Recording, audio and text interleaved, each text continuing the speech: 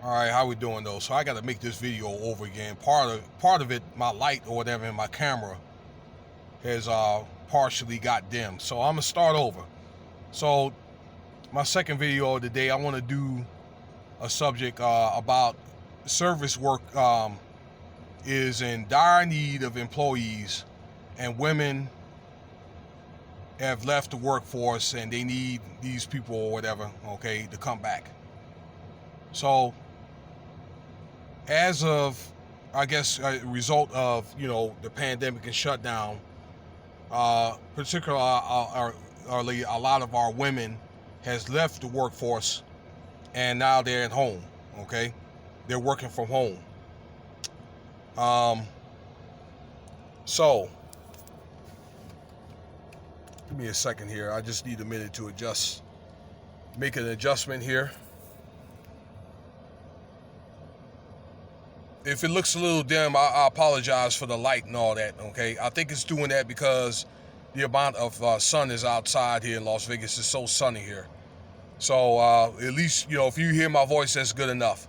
All right, so, and they want those women to come back because let's say companies like Google out there near San Francisco, all right, they said like last year that we don't need all you guys to come in anymore. And it was an effort to save like office space and all that, so they work from home. A lot of women are working from home now, okay, particularly if they're single mothers and they have, families and all that, and a lot of the kids are probably, going to school online and or being homeschooled, like in a hybrid fashion.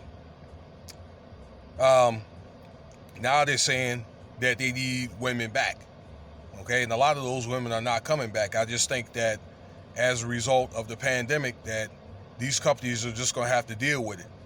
Or they may end up getting immigrants or whatever to placate all that from these women that's left the workforce.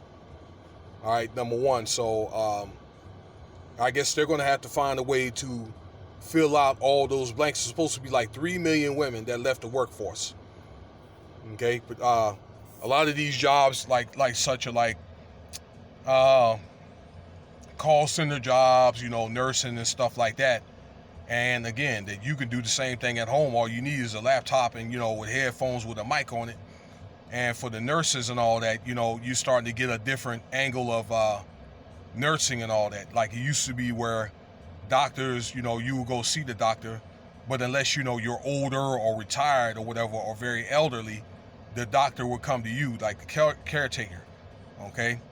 And that would probably apply for people that live in nursing homes but now that's starting to get more and more popular now, okay? Where they're having services where the doctors or nurses are coming to the clients now, okay? Considering all the the different things like the fear of COVID and the hospitals and all that, okay? So that's starting to become more and more prevalent now, okay? And yes, it is a service. Now, as far as in, service industries or whatever, okay, that's a lot of gig work, like things like food service, delivery drivers, all your essential your transportation logistical jobs. I know this from being in transportation. I've been doing this for like 25 years, particularly like in fuel supply, okay? So a lot of your gas prices or whatever went up. They've laid off 100,000 fuel workers now. And, between that, and I think that was considered like an industrial industry. America is becoming more like logistical or service type industry from industrial. A lot of your steel mills are closed. Ford Motor Company and Chrysler out there in Detroit, they got robots to do the jobs. They got, pretty much robots to do the job or whatever in Pittsburgh, and all your infrastructure is built now. So they don't need those people like they did before, 40, 50 years ago, okay? In fact, around that time, around 1970, they deindustrialized a lot of your communities, especially like black communities. So, you really can't do this type of work, or they'll make it very hard for you to do it unless you're going to go to college or you're going to pay for this through some type of vocational school. All right, but they're in dire need of work, okay, from these particular industries. Now, I just want to use Las Vegas for an example or whatever. Like the hotel um, industry or whatever, they need people that work in the hotels. They need people to work like, let's say, delivery drivers like Amazon, Lyft and Uber. Uh, if I didn't already say it before, I'm going to say it again. People that work in restaurants, bus people or whatever, all right? Anything that probably has to do or attached to tourism and all that, okay? A lot of those type of workers, and they're critically short, particularly like Uber and Lyft driver. There's a big issue on that. And a lot of them, took that $400 and quit, okay? Now, let me say this, all right? I want to call it out on both sides. I want to speak against it, and I want to, or defend it, and then I want to also speak against this issue. Now, let me say this, okay? That I understand that there's a lot of people that are in need. You guys have families or whatever, and if you're afraid to get out, I understand that, okay? There's a lot of different variables that is ingratiated in that, okay? I'm not talking about that. I'm not going to go over all that.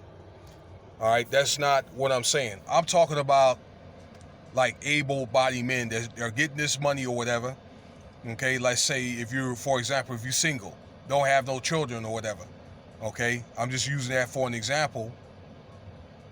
All right, they could probably get up and go work or whatever and try to, to help out. Okay? So, but there is a way that people could work part-time. You can get the PUA, and then you could still be able to get partial unemployment. All right, but I think this money spoiled people. Okay? Now, I'm talking about these people that are just, able-bodied and trifling and all that. Okay? That's the type of group that I'm speaking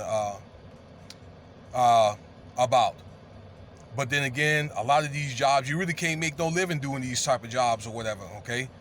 So I can kind of see that why the president wants to raise, minimum wage a little bit. But what that'll do is that'll cut a lot of your entry-level workers, people, with no experience. That's what'll happen if they raise up the minimum wage too high. But many of these jobs, they don't really pay enough, and it does technically make sense. So let's just say, if people think logically, they can say, well, between the PUA and then the unemployment, I get more than on my salary, making what, $10 or $12 an hour, so I could just, sit around and quit. In a way that makes sense, in a way that it doesn't, because what it does is, let's say when things do come up and they call you back to go to work, let's say July, okay, because they're going to start needing people in July for these service jobs, with more and more people being vaccinated and getting out and stuff like that. Tourism, you got people going on cruises and going across the water abroad. You don't take that job, when they say they need you to come back to work, they will cut your unemployment. Okay, and let's say if you are trying to, get your job back, okay, whatever respective one or whatever that, let's say if they didn't need those positions, the first thing they're going to do is they're going to look at those gaps and all that, and they're going to be like, okay, well, you ain't done nothing in 6 months or whatever, what you been doing with your time. Okay, I think that if you don't tell them, probably something like you've been trying to go to school, or you've been trying to maybe have your own little hustle, I don't know, buy and sell some stuff. Maybe just something part-time, whatever, all right? Like there's probably a block that you say, hey, I did something part-time at the store. Okay, they're going to pass people over, all right? But that money eventually is going to run out, okay? So there's already talk about, I know here in Nevada that, and probably many other states, that they want to make people look for work or whatever, and they're starting to check or whatever, okay? I don't know how deep that's going to be coming in fruition, but there's states like Montana that they're so in critical need of service workers. They're talking about cutting the program altogether, cutting the unemployment program and the the PUA program, but particularly the PUA program, okay, just to make people come back to work, okay? And the states do have the power to do that, okay? The government doesn't have any control of that. Yeah, the government passes the states some money, but they do have that, okay, if they feel like they're critically short or whatever and too many people are at home, all right? So keep that in mind. And I think those are some of the solutions or whatever to placate this worker shortage here. But my thing is, this is something for this. If it applies to you, a year ago, people will protest and be like, "Oh, open everything up or whatever." Okay, we want to get back to work. Now stuff is open a year later, and some of the jobs may not pay enough, or some of the jobs or whatever may be corny, or service jobs, and may not be what you used to doing or making or whatever. And then people don't want to work. That's what I don't understand or whatever. Okay. I mean, in the end of the day, you're making a check. I mean, sometimes you want to humble yourself, people, that if it applies to you, take a step back to take 2 steps forward. It doesn't hurt probably to do something to hold you down until, whatever that you did or whatever comes back up. But things are not going to be the same economy-wise or whatever. So, it's just one of the things where you have to make the proper adjustments or whatever, okay? And maybe consider diversifying your work other than just working for the quote-unquote the man, okay? It's good to probably have your own hustle, even if you are working for somebody else, okay, in the corporate world. That's the reason why I'm self-employed right now. I just don't want to work for nobody else, and I do find with that, I mean, it's less money than the corporate world, but I have my own flexibility, and I'm pretty much my own boss. So that's it on that, on the current work situation or whatever, okay? That we still have, I think, 8 million people unemployed, and there's quite a few that want to do that by choice. All right, that's it for now. So if you find the video interesting, subscribe, leave your comments, likes, and shares.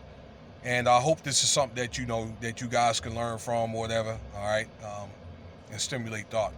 All right, until next time, ladies and gentlemen, it's time for me to get back to work.